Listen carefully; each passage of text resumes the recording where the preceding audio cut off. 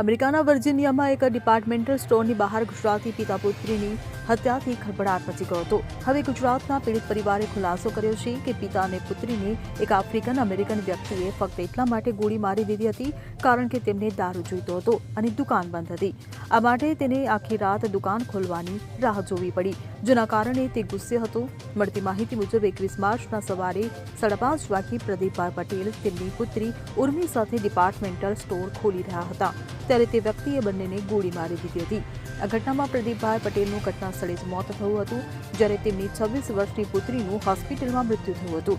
પ્રદીપના પરિવારે જણાવ્યું કે આરોપીની ઓળખ જ્યોર્જ ફ્રેઝિયર ડેવોન બાર્ટન તરીકે થઈ છે, જે આખી રાત દારૂ ખરીદવા માટે તેમના ડિપાર્ટમેન્ટલ સ્ટોરમાં ફરતો રહ્યો હતો. આ ઘટનામાં 2 કલાકમાં જ અમેરિકન પોલીસે આરોપીની ધરપકડ કરી લીધી હતી. Bureau report CN24 news.